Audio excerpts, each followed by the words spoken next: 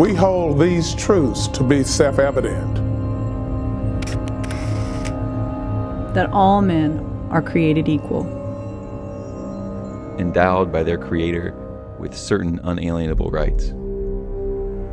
That among these are life, liberty, and the pursuit of happiness. With the Declaration of Independence, the Founding Fathers were making a statement to the world at large. The other part of that is it lays out a political philosophy for ultimately what this country is going to be. If you don't want to be ruled, you don't want to live under those terms, then what terms do you want to live under? Consent of the governed means that we are the government. It's representing us.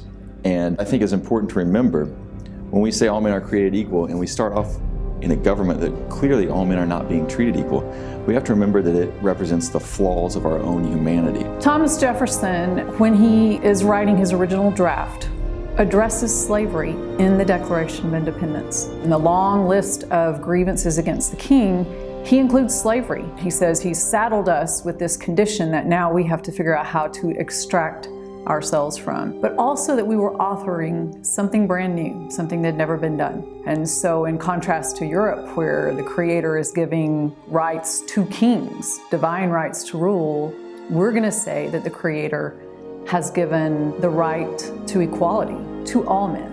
There's no doubt that the lofty language in the Declaration of Independence is moving and inspiring. There's a reason that we still think about it and talk about it. We're still trying to understand what that's going to mean for us. But Jefferson's complicated because at the times he's writing that, he's a slave owner. He's had all the benefits of wealth accumulated from slavery. And of course, he goes on and continues to own slaves. I think when you look at his life, he mirrors the life of our nation in a way. Once we have secured our independence and prosecuted that through a war, now we have to decide how we're going to govern ourselves. We have to draw up a document that's going to define what government looks like in this new way of being in the world. And so we create a constitution.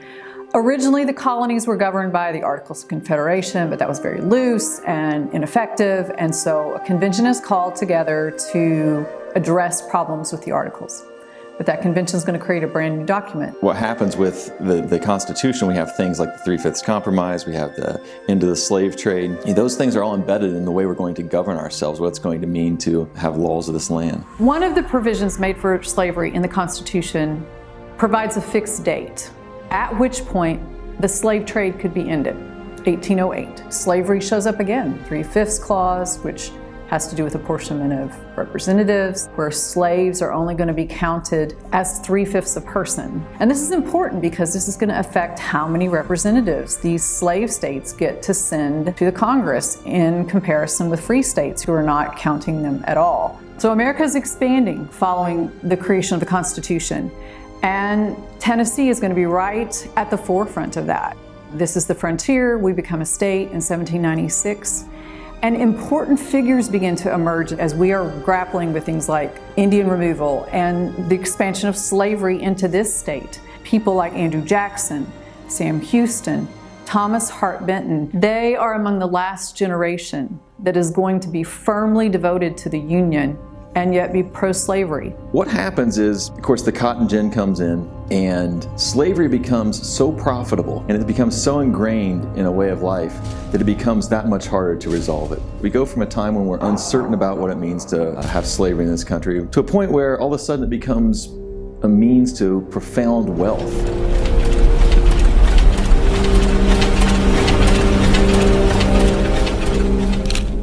Certain parts of the country are benefiting from that in tremendous ways, and because of that, out over time, there are no longer any questions about whether it's right or wrong. The Constitution was ratified in 1788 and goes into effect in 1789. And at that point, there were 13 states. Those were the 13 original colonies. 5 of those 13 were either already free states or were in the process of gradual abolition. The first new state admitted into the Union was Vermont, and Vermont was accepted as a free state. And within about a year, you have Kentucky admitted as a slave state. Then Tennessee is a slave state, followed by Ohio as a free state. And for the next couple of decades, it would go back and forth like that: slave state, free state, slave state, free state. In 1819, Alabama had been admitted into the Union as a slave state. which would mean that the next state, following the procedures that had gone on so far, should be a free state. But the next state to come up for consideration was Missouri. This moment was explosive in Congress. This new generation of politicians, it fell to them to interpret what the founders meant. And there were many of them who felt like the founders never meant to protect slavery by allowing it to expand farther west. There were others who felt like it should be left up to the states to decide whether they would be free states or slave states. And so they had to settle on some sort of compromise. And this compromise becomes known as the Compromise of 1820 or the Missouri Compromise. The first aspect of this compromise was that Missouri would be admitted into the Union as a slave state and Maine as a free state. The other aspect of that compromise was that we would now draw a line along the 3630 parallel, and we would say that slavery was no longer allowed north of that line, with the exception being Missouri. Jefferson recognized that the Missouri Compromise created a geographical divide in this country. That's going to lead to all kinds of problems. That's when he says it's a fire bell in the night. He recognizes that we are now on a road to conflict that will not be easy to resolve. By drawing a line arbitrarily between the North and the South, we've now set a course towards war. In 1832, in the nullification crisis, South Carolina tried to say that they did not have to hold themselves to a taxation imposed by the federal government. Then in the 1840s, we go to war with Mexico, and we end up seizing a large portion of land from them. And again, we have to talk about what will happen with these new areas as they become states. The Missouri Compromise did not apply to the territory west of Texas that was acquired as a result of the Mexican War. So there begins this very vigorous conversation about what should be done. And that leads into the next major legislative compromise, which in many ways was just a complete disaster, which is the Compromise of 1850, leads to California being admitted as a free state, and there's no corresponding slave state, but the fugitive slave law, which was in the Constitution, was strengthened. And at the same time, as our country is growing, ideals about slavery being right or wrong become more and more ingrained into who we were as Americans.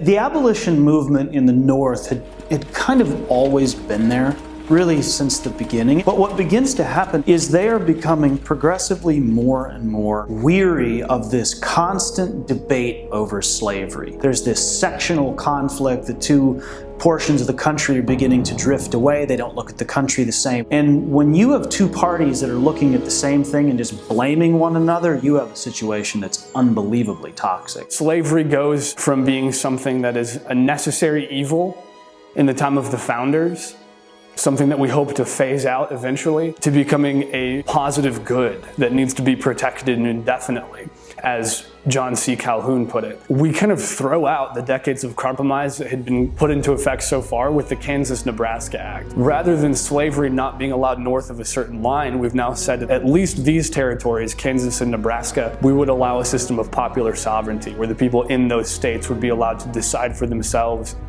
if they would be free or slave.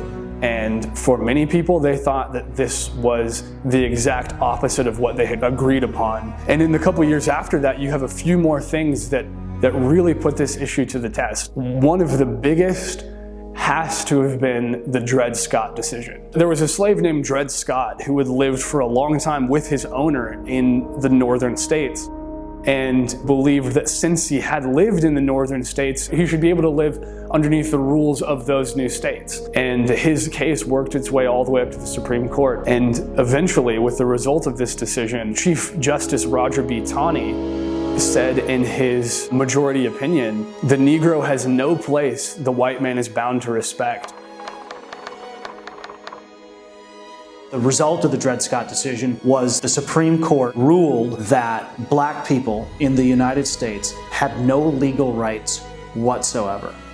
One of the most basic liberties and freedoms etched into the Constitution is the right of redress, the ability to discuss your grievances, to have your day in court. The Supreme Court in 1857 ruled that that did not apply to black people. They had no avenue. They had no way to access the courts. They had no ability to vote, and they were not citizens. They were nothing. They were just subject matter.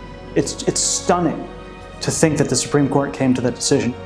If you are a slave owner, you can take your slaves into any northern state. For many people, they felt like this meant that slavery was now able to spread across the nation. There was now no such thing as a free state.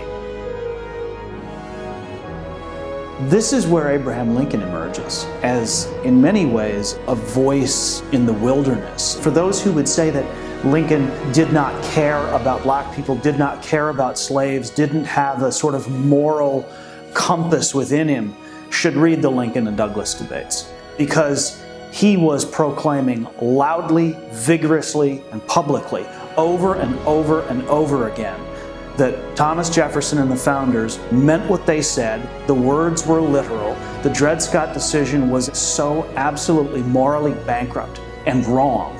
He couldn't even fathom that this was the direction that the country was going. But that was the virus, that it had infected the Supreme Court.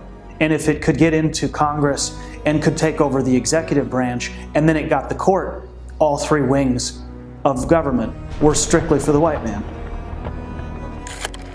Slavery in America was wholly unique. It was the only form of slavery in the history of the world that was based absolutely, solely, and exclusively on one race.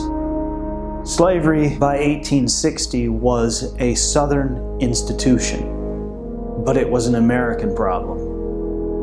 And America was about to pay a terrible, terrible price.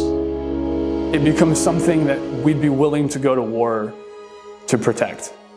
If you wanted to really understand why Lincoln was such a threat and why 7 states seceded before he was even inaugurated, you have to be honest and ask yourself, what was the threat? It wasn't about anything other than slavery, because that's what he'd been talking about for over 6 years, and he hadn't stopped. He started after the Kansas-Nebraska Act. He talked about it after Dred Scott. He talked about it during the Lincoln-Douglas debates in 1858, and he talked about it throughout the 1860 campaign.